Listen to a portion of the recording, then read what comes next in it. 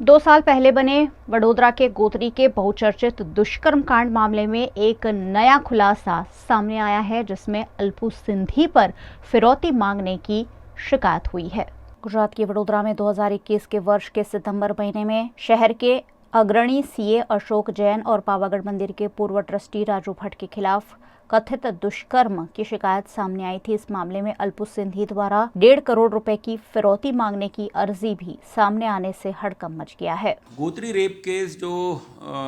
2021 सितंबर में Gotri police station में जो दर्ज हुआ था मामला,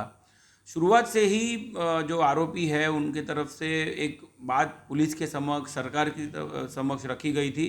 कि ये पूरा एक गलत मामला खड़ा किया गया है और इस केस में कहीं ना कहीं जो सबसे डाउटफुल व्यक्ति था, जो इस केस को ऑपरेट कर रहा था, उसका नाम भी हमने बताया था पुलिस को कि अल्पेश वाघवानी उर्फे अलपू सिंधी, जो बुटलेगर था।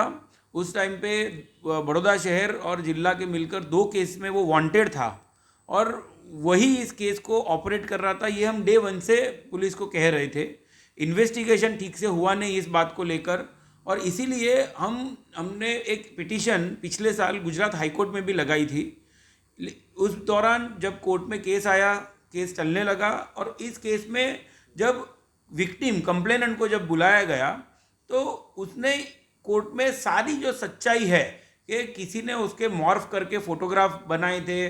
कुछ गलत तरीके के फ़ोटोग्राफ्स थे और वो सारे गलत फ़ोटोज़ थे जो कोई वायरल कर रहा था। और हमने पुलिस को पहले बताया ही था ये बात कि ये फ़ोटोग्राफ्स के पीछे का जो रहस्य है वो 100% अलपू ही जानता है कि ये क्या है इसमें। लेकिन उस वक्त पुलिस की तरफ से कोई तहकीकात हुई नहीं इस बात को लेकर। सिर्फ एक आधे पेज का अल्पेश वाघवानी का स्टेटमेंट पुलिस ने दर्ज किया। उसके अलावा ओरिजिनल फ़ोटोग्राफ्स कहाँ है, किसके पास है, उसकी कोई तपास हुई नहीं थी उस वक्त। लेकिन सच्चाई जो है वो जब बाहर आई और लड़की का बयान जब कोर्ट में हो गया और लड़की ने ये कहा कि कोई बलात्कार नहीं हुआ है, कोई दुष्कर्म नहीं हुआ है और आरोपी के सामने जो फरियाद की गई है वो फरियाद जो गुजराती में थी उसको लेकर भी वो बहुत क्लियरली कोर्ट को उसने सब सच्चाई बयां कर दी। हमें पता था कि इस चीज़ को लेकर लड़की ने ये सच्चाई जब कोर्ट में बयान कर दी है तो जो मास्टरमाइंड है इस केस का वो था अल्पेश वाघवानी। अल्पेश वाघवानी जिसने ये एफआईआर होने से पहले भी चार्टर्ड अकाउंटेंट अशोक जैन, राजू भट्ट, इन लोगों को संपर्क किया था और वो कहीं ना कहीं अपने जो उसकी जो मांग थी, उसकी जो चाहत थी वो नहीं फुलफिल हो पाई थी, इसीलिए ये एफआईआर हुई। और आज जब कोर्ट में भी सच्चाई बयान हो गई तब कोर्ट में बयान देने के लिए जब अल्पेश वाघवानी को कोर्ट द्वारा जेल में से बुलवाया गया तो विटनेस बॉक्स में आने के बाद अलपू वाघवानी ने कोर्ट को ये कर कुछ फोटोग्राफ्स हैं, कुछ एविडेंस हैं जो वो कोर्ट को देना चाहता है। एक डिटेल एप्लीकेशन लगाई 6 तारीख को, 6 जुलाई को, और उस दिन जेल में से ही उसको भी लाया गया था। राजू भट्ट जो पिछले 21 महीने से जो जेल में हैं उनको भी लाया गया था। तो जब ये एप्लीकेशन कोर्ट में लगाई अलपू सिंधी ने और फिर कोर्ट के ही लॉकअप में जब इन दोनों को साथ में लेकर गए तब वहाँ पे अलपू सिंधी ने ये कहा राजू भट्ट को कि मेरे पास जो भी एविडेंस है या नहीं है लेकिन मुझे 1.5 करोड़ रुपए चाहिए। अगर 1.5 करोड़ रुपए नहीं दिए तो फिर मैं इस केस में आप छूटोगे नहीं, उस तरह की परिस्थिति का मैं निर्माण करूंगा। ये जो धमकी थी, ये धमकी एप्लीकेशन देने के तुरंत ही बाद कोर्ट के लॉकअप में ही दी गई थी। स्वाभाविक रूप से एविडेंस की अगर हम बात करें तो इजीली इस बात का एविडेंस, जिस तरह से एक बंद कमरे में रेप हुआ है कि नहीं हुआ है उसका एकदम से कोई एविडेंस नहीं हो सकता है। लेकिन इसी तरह से अलपू ने अगर ये रैंसम अमाउंट खंडनी के रूप में अगर मांगी है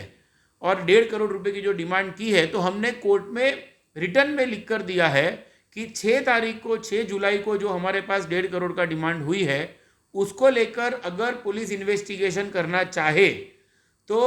वो तैयार है इन्वेस्टिगेशन में कोऑपरेट करने के लिए और अपना narco test, brain mapping test भी राजू भट्ट करवाने के लिए तैयार है ताकि ये प्रूव हो जाए कि जेल में रहने वाला जो बुटलेगर है अल्पेश वाघवानी, उसने अब इन लोगों के ऊपर एक अलग तरीके से प्रेशर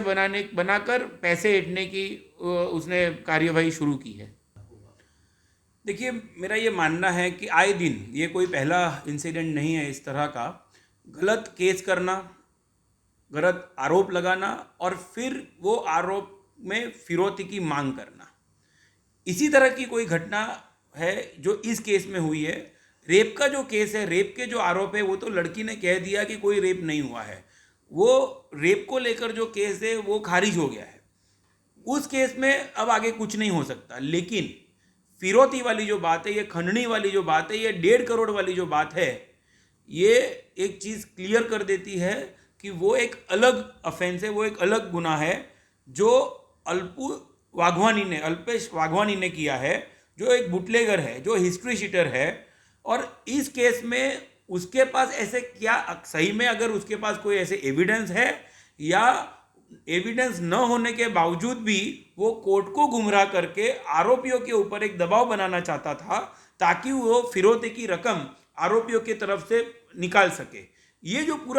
जो चीज़ है, ये रेप के केस के बहाने से फिरौती की चीज़ हो रही थी। अगर इस केस के अंदर तहकीकात हो, इन्वेस्टिगेशन होगा, तो हो सकता है कि इसी तरह की फिरौती की मांग